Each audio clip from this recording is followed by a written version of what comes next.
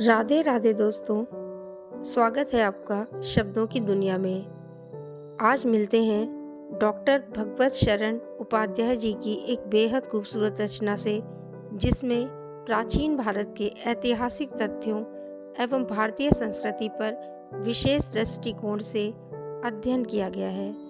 इसमें इनके द्वारा लोकगीतों और लोक नृत्यों के सांस्कृतिक महत्व का वर्णन किया गया है, जो कि इस प्रकार है। लोकगीत अपनी लोच, ताजगी और लोकप्रियता में शास्त्रीय और देशी दोनों प्रकार के संगीत से भिन्न है। लोकगीत सीधे जन सामान्य के गीत हैं, घर, गांव और नगर की जनता के गीत हैं। इनके लिए साधना की आवश्यकता नहीं होती। त्योहारों और विशेष अवसरों पर ये गाए जाते हैं। इनके रचने वाले भी अधिकतर अनपढ़ गांव के लोग ही होते हैं। स्त्रियों ने भी इनकी रचना में विशेष भाग लिया है। ये गीत बाजों की मदद के बिना ही या साधारण ढोलक, झांझ, करताल, बांसुरी आदि की सहायता से गाए जाते हैं।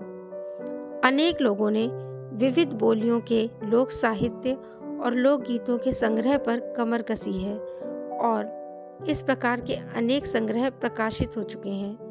प्रांतों की विविध सरकारों ने भी लोक साहित्य के पुनरुद्धार में हाथ बटाया है और सभी राज्यों में इस संबंध का एक विभाग शुरू कर दिया है।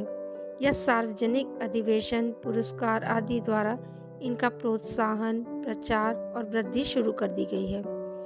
लोकगीतों के कई प्रकार हैं। इनका एक प्रकार तो बड़ा ही ओजस्वी और सजीव है। यह इस देश के आदिवासियों का संगीत है। मध्य प्रदेश, दक्षिण छोटा नागपुर में गोंड खांड, ओराव मुंड, भील संथाल आदि फैले हुए हैं, जिनमें आज भी जीवन नियमों की जकड़ में बंध ना सका और वह निर्द्वंद लहराता है।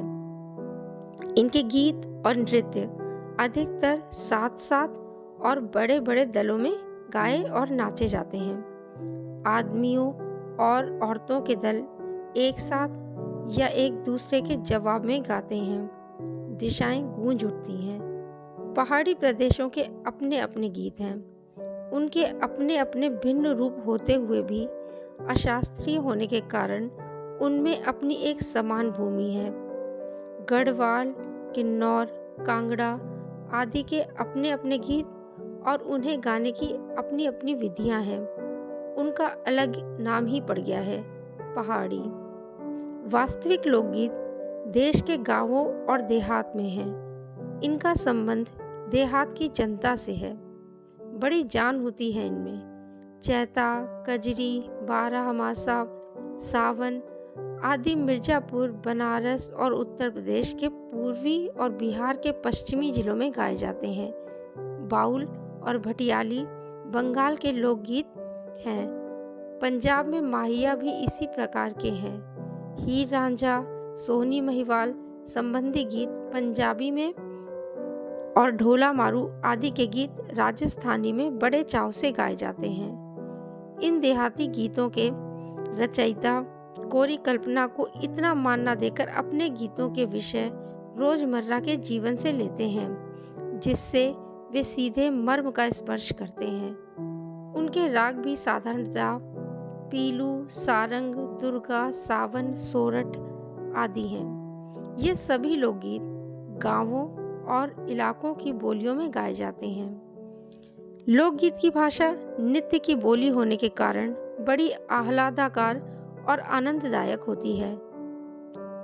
राग तो इन गीतों के आकर्षक होते ही हैं। इनकी समझी जा सकने वाली भाषा भी इनकी सफलता का कारण है। भोजपुरी में पिछले अनेक वर्षों से विदेशिया का खूब प्रचार हुआ है। गाने वालों के अनेक दल इन्हें गाते हैं। उधर के भागों में, विशेषकर बिहार में, विदेशिया से बढ़कर दूसरे गाने लोकप्रिय नहीं हैं। इन गीतों में अधिकतर रसिकों की बात रहती है और इनसे करुणा और विरह का जो रस बरसता है, उसका वर्णन नहीं किया जा सकता है। जंगल की जातियों के अलावा गांव के लोगों के गीत होते हैं, जो बिरहा आदि में गाए जाते हैं, जिसमें पुरुष एक ओर और महिलाएं दूसरी ओर एक दूसरे के जवाब में दल बांधकर गाते हैं और दिशाएं गुजा देते हैं। पर इधर कुछ काल से इस प्रकार के दलीय गायन का ह्रास हुआ है। दूसरे प्रकार के बड़े लोकप्रिय गाने आला हैं। अधिकतर ये बुंदेलखंडी में गाए जाते हैं। आरंभ तो इनका चंदेल राजाओं के राजकवि जगनिक से माना जाता है, जिसने आला उदल की वीरता का बखान किया।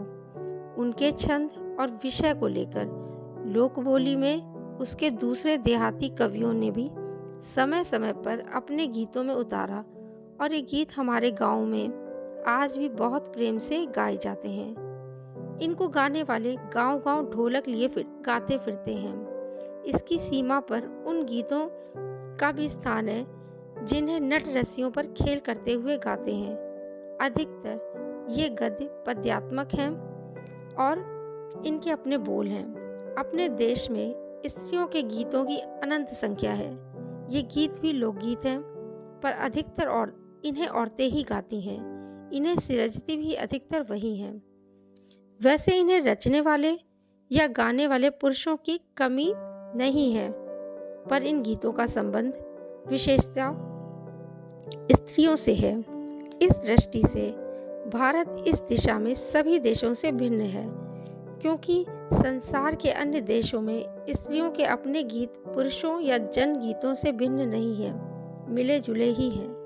त्योहारों पर नदियों में नहाते समय के नहाने जाते हुए राह के, विवाह के, मटकोड़, ज्वैनार के, संबंधियों के लिए प्रेम युक्त गाली के, जन्म आदि सभी अवसरों के अलग अलग गीत हैं जो स्त्रियां गाती हैं। इन अवसरों पर कुछ आज से ही नहीं, बड़े प्राचीन काल से वह गाती रही हैं। महाकवि कालिदास आदि ने भी अपने ग्रंथों में उनके गीतों का हवाला दिया है। सोहर, बानी, सेहरा आदि उनके अनंत गानों में से कुछ हैं। वैसे तो 12 मासे पुरुषों के साथ नारियां भी गाती हैं।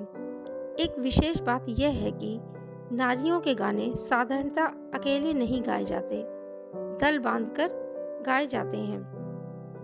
अनेक कंठ एक साथ फूटते हैं। यद्यपि अक्सर उनमें मेल नहीं होता, फिर भी त्योहारों के शुभ अवसरों पर वे बहुत ही भले लगते हैं। गांवों और नगरों में गाने वालियां भी होती हैं, जो विवाह, जन्म आदि के अवसरों पर गाने के लिए बुला ली जाती हैं। बिहार और पूर्वी उत्तर प्रदेश में छठ पर्व बड़े धूमधाम से मनाया जाता है। इसके गीत बड़े मोहक और लोचदार होते हैं। सभी ऋतुओं में स्त्रियां उल्लासित होकर दल बांधकर गाती हैं, पर होली, बरसात की कजरी आदि तो उनकी अपनी चीज है जो सुनते ही बनती है।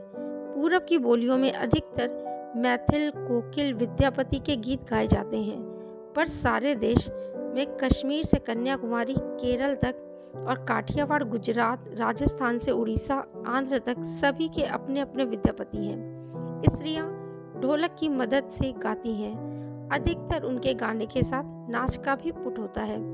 गुजरात का एक प्रकार का दलीय गायन गरबा है, जिसे विशेष विधि से औरतें घेरे में घूम घूम कर गाती हैं। साथ ही लड़कियां लकड़ियां भी बजाती हैं। इसमें नाच गान साथ साथ चलते हैं।